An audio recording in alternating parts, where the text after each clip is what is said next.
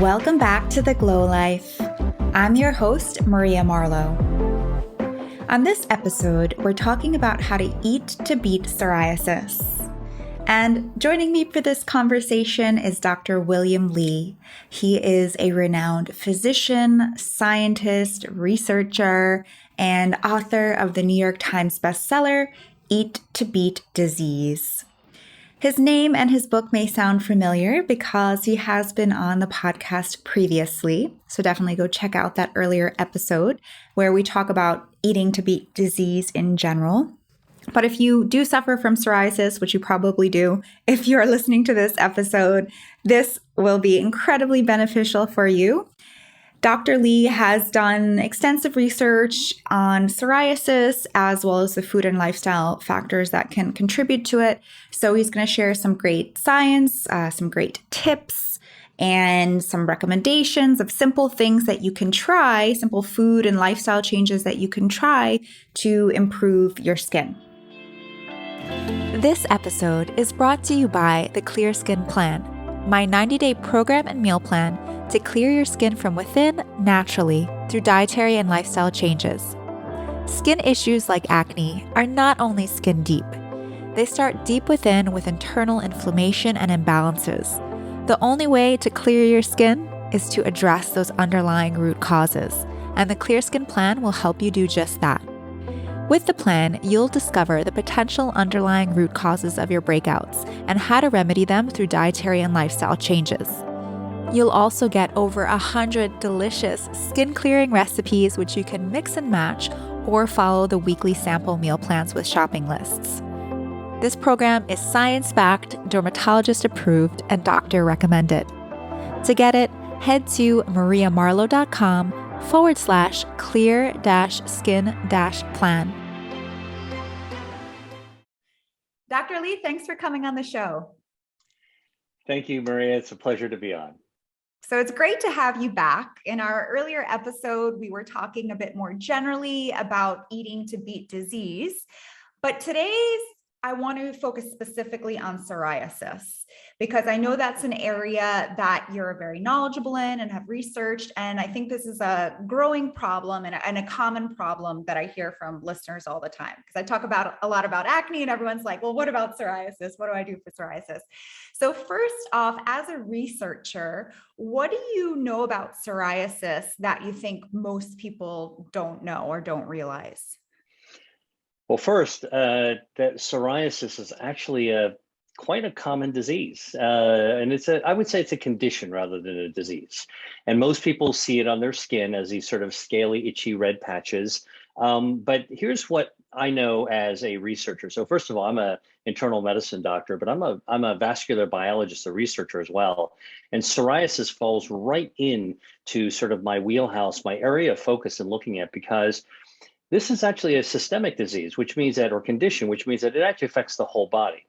Now, we haven't pinned down exactly what causes psoriasis, but we do know that there's an autoimmune component, which means that your own immune system rears up above and beyond. It goes beyond its duty, and it actually can attack and cause inflammation in your skin.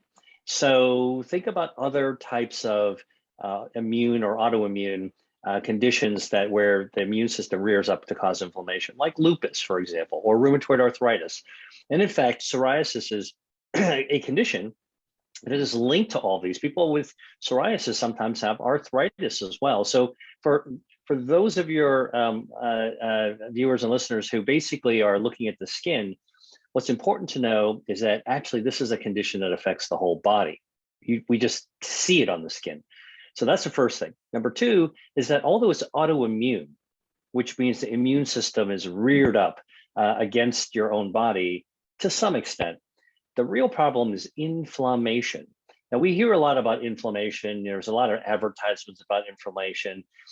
I would say if you go on the internet, you hear about anti-inflammatory foods. That's all real, except that I think that if you're somebody who suffers from psoriasis, you realize that there's no simple fix for it. And that's really why researchers like me are diving into understanding what might be causing it. So one of the things that we realize is that in addition to inflammation, these red plaques that are on the skin actually, and they're itchy, are actually they're growing because they're being fed by blood vessels. So psoriasis is what we call a vascular associated disease, vascular meaning blood vessels.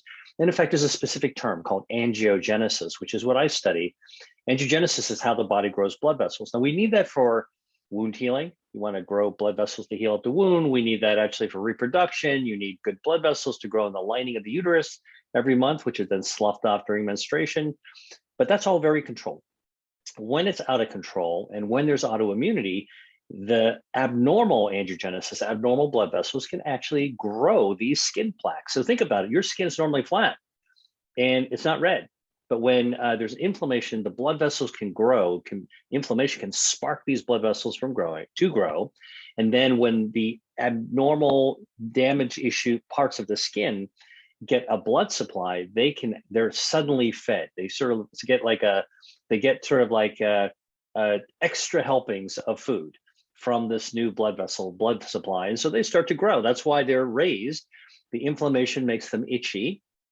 And so psoriasis is inflammation, autoimmunity, angiogenesis, which is what most people won't know about. And the treatments that we think about for psoriasis, which are on the skin, meaning topical, many of those treatments are just to try to quell the inflammation. But if you have psoriasis in a serious way, your dermatologist, your doctor will sometimes give you more serious medications like steroids or like a special form of vitamin D. And then if you really need to actually ramp up your treatment, they give you these things called targeted immunomodulators. They can be injections, they can be pills, but they're sort of heat-seeking missiles to go after that inflammation. Here's the thing. All those treatments, the steroids, the vitamin D, those targeted heat-seeking immunomodulator missiles, they actually address inflammation, but all of them also address angiogenesis. They also quell those extra blood vessels from growing as part of how they work.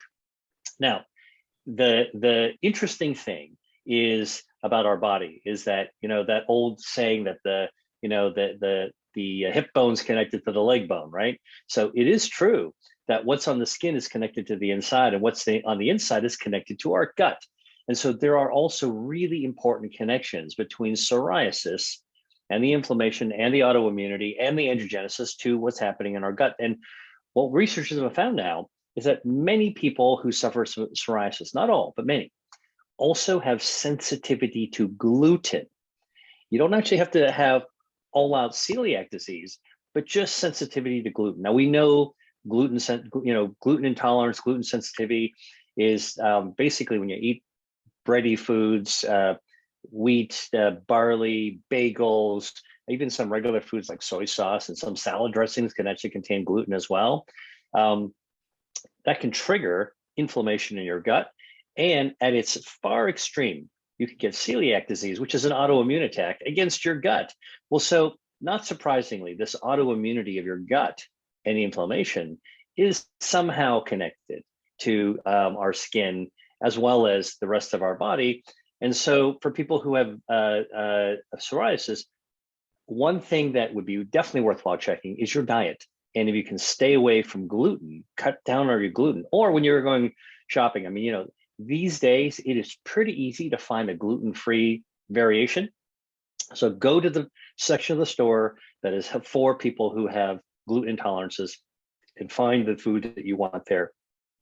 That can be really helpful. Most people don't realize that there's hidden gluten in a lot of different kinds of foods, like ketchup, for example, or soy sauce. They don't look like bready, but they've got that stuff in them. So again, a lot of people with psoriasis sort of think about it on the skin and they think about it as itchiness and inflammation, but it goes much deeper than that.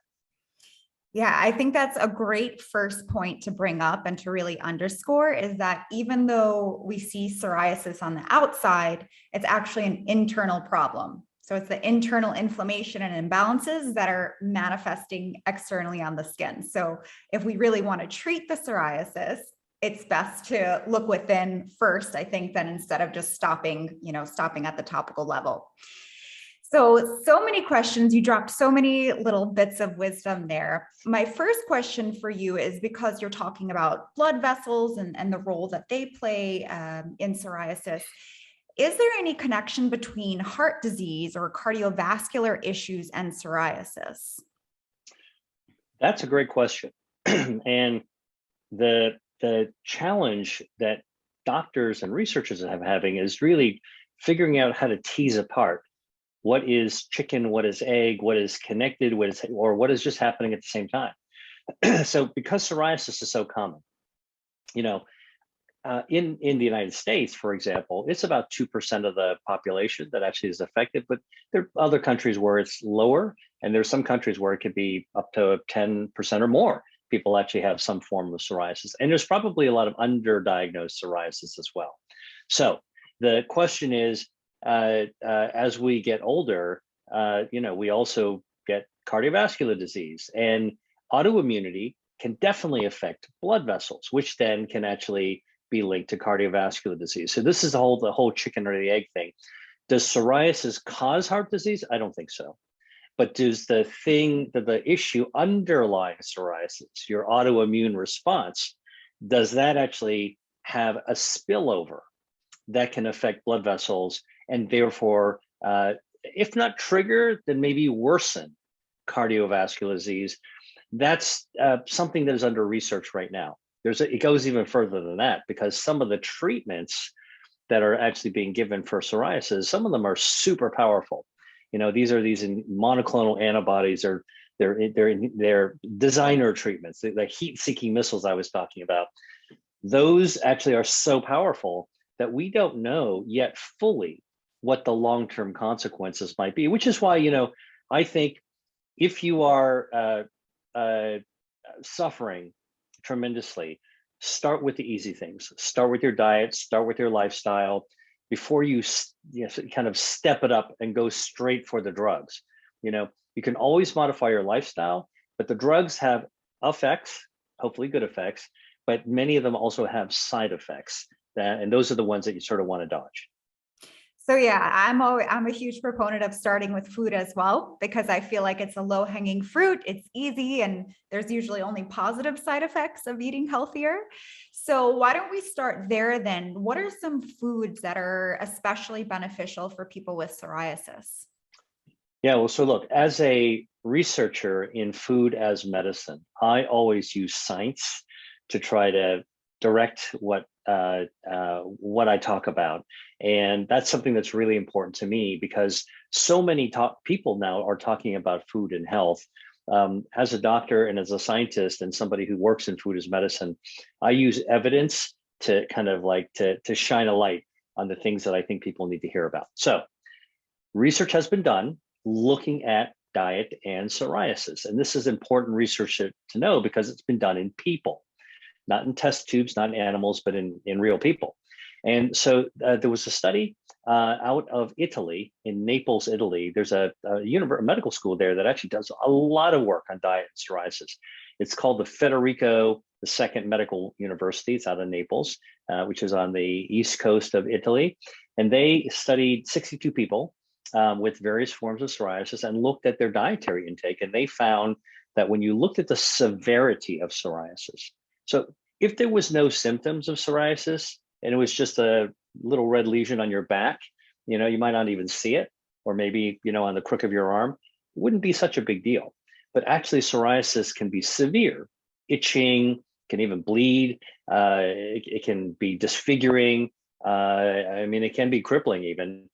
So there's a score that's been developed called PASI. It's the Psoriasis Severity Index. So the bigger their score, the more severe the psoriasis is.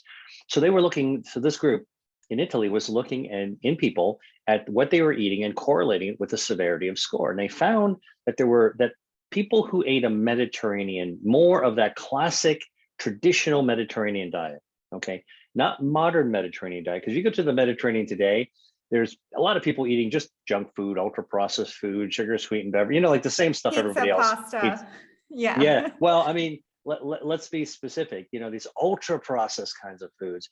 Well, it turns out that people who are sticking more to a traditional Mediterranean cuisine, that they actually had lower psoriasis severity scores.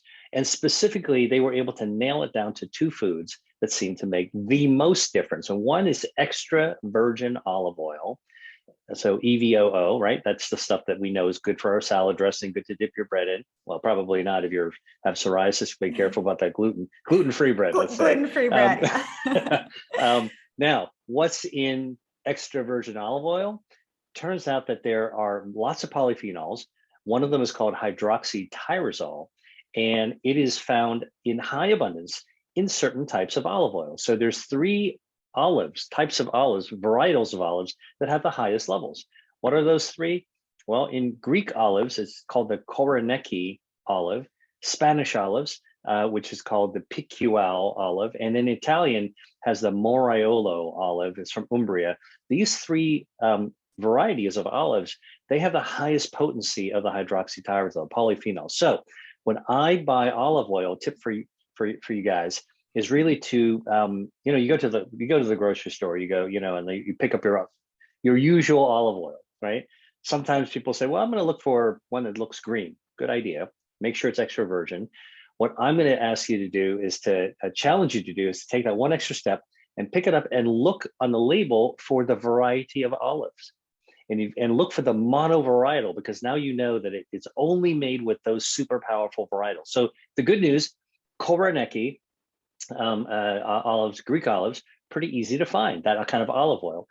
Picual, most common olive used for Spanish olive oil. So you can actually find all of those easy. The Moriolo, a little bit harder to find. Anyway, you can search on the internet and you can just order this stuff. That is actually a great way to use olive oil. Now, what about seafood? Seafood is the other food that was found to lower the severity of psoriasis scores in the Mediterranean diet. So what's in seafood? Well, I will tell you that here's, for people who don't eat seafood, I'll tell you, at the end of the day, it's still a plant-based food benefit, because the algae and plankton that the fish eat that's found in seafood or shellfish actually comes from a plant. So, but these are the omega-3 fatty acids. So they talk about oily fish, right? You talk about your salmon and your anchovies and your sardines, but actually many people don't know that there's a lot of different seafoods that have healthy omega-3 fatty acids. So for example, squid, calamari actually has it. Octopus has it. A lot of clams, if you're a shellfish lover, clams also have it. Manila clams actually have a lot of healthy omega-3s worth checking out as well.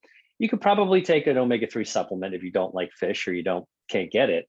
But by the way, here's another little kind of practical tip for your viewers and listeners, is that basically frozen seafood, which you can find almost anywhere, you can have it shipped to you. Flash frozen seafood is usually caught on a boat, thrown into a flash freezer, and that also traps all those omega-3s. So I wrote a book called Eat to Beat Disease. It's got tables and charts of seafoods that have high levels of omega-3 fatty acids. So just in case you wanted to go beyond the tuna and the salmon, because you're sick of tuna and salmon, there's a whole variety of other seafoods. And if you don't eat fish, if you're a vegan, you can actually also get omega-3s from tree nuts, chia seeds, those kinds of plant-based sources of healthy omega-3s as well. Mm-hmm. Yeah, and I'm actually a huge fan of frozen seafood. So I'm glad that you brought that up. I feel it's so convenient and easy to use. And it's also cheaper usually than the fresh stuff. And often deboned. So you don't have to deal with the bones. Which is nice, which is always nice. Now, speaking of oils, right, we're talking about olive oil, we're talking about the healthy fats in salmon, right, the omega-3. On the flip side of that, I would imagine then for people with psoriasis, avoiding the seed oils like the vegetable oils, the soybean oils, the corn oils, that would also be important, particularly because psoriasis is an inflammatory condition. And we know that these oils can help promote inflammation. So would you agree? Would you say that sort of avoiding or limiting these vegetable oils is also a good idea and replacing them with a healthier oil? Well, here's what I would say. Olive oil is a safe oil to go to because it's got those anti-inflammatory polyphenols. The other vegetable oils, It's an area of research because they sometimes also have omega-3s that are good for you, except they also have omega-6s. And it's an omega-6 to omega-3 ratio. So this is getting into a little bit of the weeds that might be harder to understand. That ratio, if you have omega-3s, but you got more omega-6, which is a different kind of